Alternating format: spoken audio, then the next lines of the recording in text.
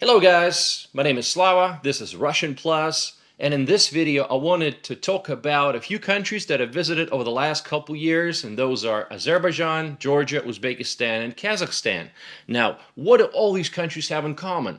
They all used to be part of the USSR, and as you might know, the USSR started in 1922 and it ended in 1991. So I thought it would be a good idea to make a video about how these countries are doing some 32 years after they got their independence. I'm going to be sharing some statistical information as well as my personal experiences. And if you look at these countries, it's easy to see that Kazakhstan is by far the largest country. It's 2.7 million square kilometers. It's about the size of Argentina, and it's the ninth largest country in the world. And at the same time, its population is just 19.3 million people, which makes it one of the least densely populated countries in the world. And the capital of Kazakhstan is Astana. This is what it looks like. Georgia, on the other hand, is the smallest country on the list. The area is just 69.7 thousand square kilometers. It's about the size of Ireland, and the population is just 3.7 million, which is actually down from 5.4 million in 1991, so the population is declining. And the capital city is Tbilisi. This is what it looks like.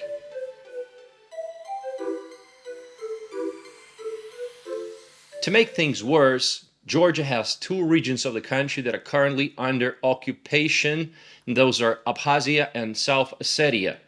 You see them on the map. Georgia and nearly all the UN members consider them to be occupied by Russia. Next country is Azerbaijan. Azerbaijan has a population of 10 million people, which is up from 7.2 million in 1991, so the population growth is pretty good. The area is 86,000 square kilometers. It's about the size of Serbia. And the capital city is Baku. This is what it looks like. And finally, Uzbekistan. The area is 448,000 square kilometers. It's about the size of Sweden. Uzbekistan has more people than all the other three countries combined. Almost 35 million people. And also what's fascinating is how fast the population is growing. In 1991, the population was just 20 million. Now it's almost 35. So it nearly doubled. That's impressive. And the capital city is Tashkent. This is what it looks like. Okay, next thing we can talk about is their economies. Let's start with Azerbaijan. It's predominantly an oil-based economy. Its strategic partner is Turkey, and you will see Turkish flags all over the country. Their languages are similar, and the locals actually like to say, 2 states, 1 nation. Tourism potential is great in the country. I can confirm that, but there's not really much done to promote it. They recently completed a pipeline that bypasses Russia and goes directly through Georgia and Turkey and to Europe. And overall, this country has the least dependency on trade with Russia, just 6.3%. Okay, Kazakhstan. Kazakhstan possesses huge oil reserves, minerals, metals, as well as considerable agricultural potential. China is becoming Kazakhstan's largest trading partner, soon to overtake Russia. But the major problem is corruption. In 2012, the World Economic Forum listed corruption as the biggest problem in doing business with the country. And if you ask the locals, they'll tell you that in recent years there were a lot of questionable billion-dollar projects undertaken, like the LRT line in Astana and also Expo 2017 in Astana, which are never going to be profitable. They're never going to be able to pay for themselves. While at the same time, if you look at the map of the country, the two major cities, Astana and Almaty, are still not connected by a major highway. Now, let's look at Georgia. Since the Rose Revolution in 2003, which was under Saakashvili administration, Georgia undertook a number of institutional reforms, modernizing the economy that touched every aspect of the country's life. Tourism is doing great, bureaucracy has been minimized, and great tax policies introduced. Say for a non-resident, the tax rate can be as low as 1%, which is pretty impressive as long as your income does not top $160,000 a year. So for a YouTuber like me, this could be a very good deal. And finally, Uzbekistan. For this country, it took the longest to transform from a Soviet-style command economy to a market economy. However, since the election of President Shavkat Mirziyoyev, the country has seen rapid economic and social reforms that allowed the path to foreign investment. And I spent 6 months in the city of Tashkent, and I saw it with my own eyes. There's a lot of new construction going on, new restaurants opening up, and new hotels. Tashkent International Airport is becoming a major hub. It already has direct flights with Dubai, Saudi Arabia, Kuala Lumpur, Paris, and even New York. Uzbekistan has substantial deposits of gold, silver, strategic metals, gas, and oil. Of course, Uzbekistan is a major producer of cotton, and luckily the country has finally succeeded in eradicating systemic forced labor and child labor. Okay, now let's compare the economies. As you can see, Kazakhstan has the biggest economy. The nominal GDP is $224 billion, and it also has the highest GDP per capita, which is $11,591. And Uzbekistan has the lowest GDP per capita, just 3,478, which makes this country the poorest on the list. What about human rights and political freedoms? Those are important, right? So Freedom House rates countries on a scale of 1 to 100. Let's start with the lowest score, and that is Azerbaijan. It only gets 9 points out of 100, which is considered not free. Azerbaijan is clearly not a democracy. The situation is similar to countries like China and Yemen. And since 1993, Azerbaijan only had 2 presidents, that is Haydar Aliyev and now his son, the current president, Ilham Aliyev. So the 2 of them were in power for 30 years. Uzbekistan is not that far ahead with 12 points, which is similar to Cuba and Bahrain. Since the fall of the USSR, President Ilham Karimov held office for 26 years until he died, and now Shavkat Mirziyoyev is in his second term. Kazakhstan is doing a little better with 23 points out of 100, which is similar to Oman and Rwanda. President Nursultan Nazarbayev was in office for 28 years until he stepped down in 2019 and was replaced by Tokayev, who's now been in office for 4 years. It seems like the population might be a little tired of authoritative governments, and the January protests of 2022 is a clear indication of that. What about Georgia? Well, Georgia is doing much better, 58 points out of 100, and that's similar to Indonesia and Philippines, and it's the only country on this list to be considered partly free. Since 1991, Georgia had 9 presidents, and the current president is Salome Zugabeshvili. It's a lady president that was elected in 2018.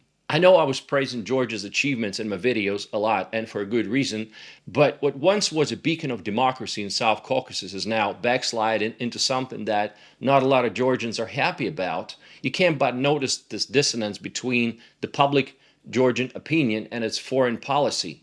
3/4 of Georgians are pro-Western, and only a tiny proportion of the population is pro-Russian, like this oligarch Bidzina Ivanishvili, who they say through his control of the Georgian Dream Party and the government might be maneuvering the country into the Russian sphere of influence instead of becoming a candidate for EU membership.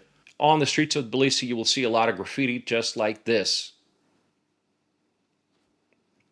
Let's talk about religion for a second. Georgia is Christian, 88%.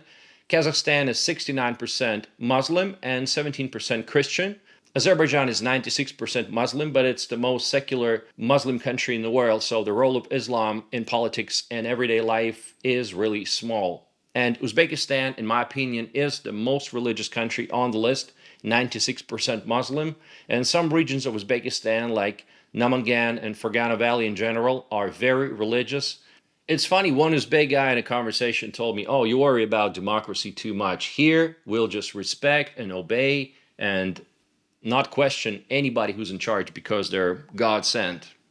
That's one way of looking at it.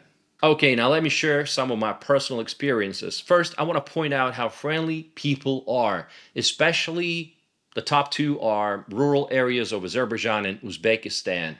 You know, I was really surprised how people were treating me way better than I expected. And, you know, I was born in the USSR, and since the Soviet days, Russia was not really teaching you to be tolerant and accepting and understanding of other people's culture. So, and I fell into the trap of imperial thinking also when I was younger, but traveling and living abroad molded me into the person that I am today. What about safety? Is safety an issue? Well, it's not, but let's look at the statistics. If you look at intentional homicide rate, which is, I think, the best indication of how dangerous a country is, the most dangerous turns out to be Kazakhstan. 3.2 cases of intentional homicide per 100,000 people. Is that a lot? Well, it's similar to Estonia, so it's not too crazy. And actually, if you compare that to the US, it's twice safer than the US.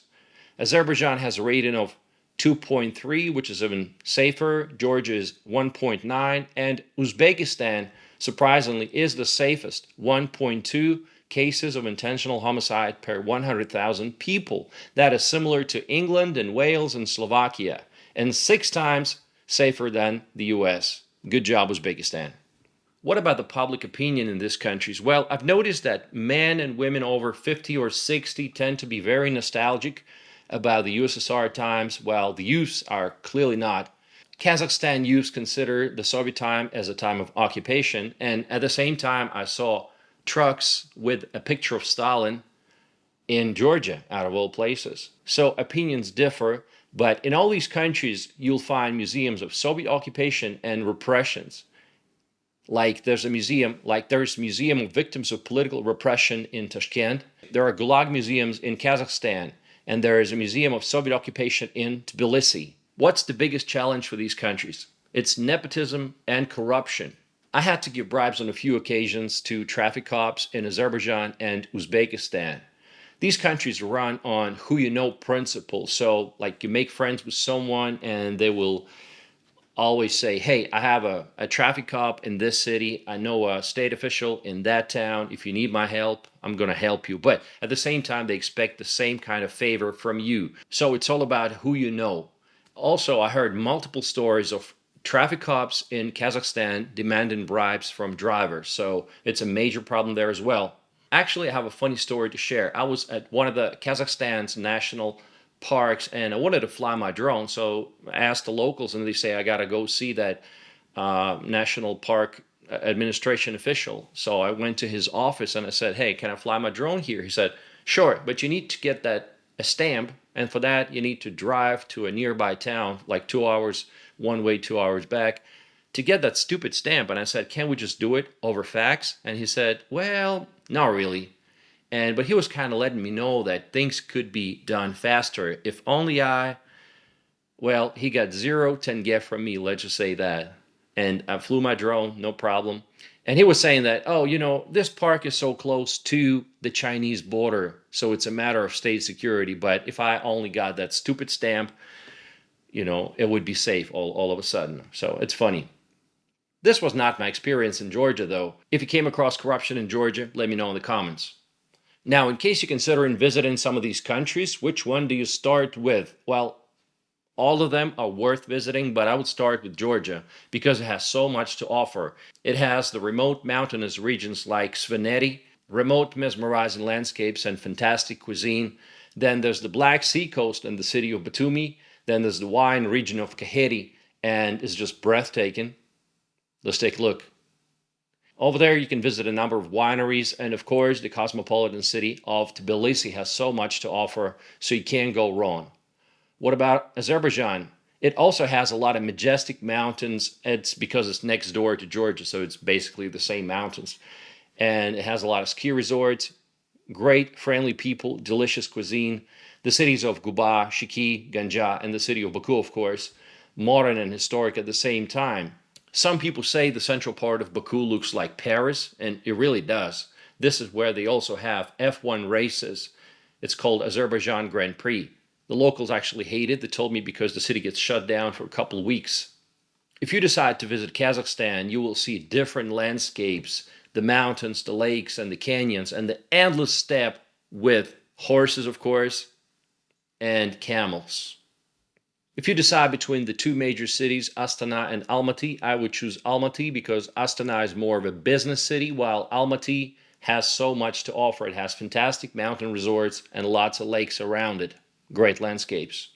And finally, if you decide to visit Uzbekistan, you can just follow the magical Silk Road cities like Bukhara, Khiva, and Samarkand, of course, where you can find yourselves in a 16th century surrounding and dive deep into history. And apart from that, the capital city of Tashkent is a modern metropolis that's developing fast, and there are very modern ski resorts just 1 hour away from the city. So I recommend that also. I enjoyed my stay in all of these countries, but let's sum things up. Georgia, since the days of the USSR, has done a good job at building a democracy, infrastructure, and tourism, but unfortunately, it's experiencing a population decline, and politically, it's still caught between the West and Russia. Kazakhstan is doing better economically, but if it wasn't for corruption and nepotism, I'm sure it would be doing much better because, it has this vast land and just enormous natural resources. Azerbaijan, in my opinion, is becoming similar to some of those oil-rich countries in the Gulf region that are struggling with democracy and freedom of speech, but at the same time enjoy a little bit of economic prosperity. Uzbekistan has the fastest growing population, but economically it's the weakest country on the list, and it pretty much relies on agriculture and tourism, which is, in the modern world, is never a good idea. I've never seen a single country that relies solely on tourism and agriculture and is doing well. It has to be accompanied by some manufacturing and some high-tech industries. Some say the current reforms in Uzbekistan are substantial and they will guarantee a bright future for the country, but some locals have doubts about it, saying they're superficial and the country will be stuck in its current form for years to come. So we just have to wait and see. So guys, hope you enjoyed this video. Now, let me know which one of these countries you think has the brightest future. If you enjoyed this video, I could be doing more videos on the ex-USSR countries and similar topics. All right, leave a comment, hit the like button, and I'll see you in my next video. Thanks for watching, guys.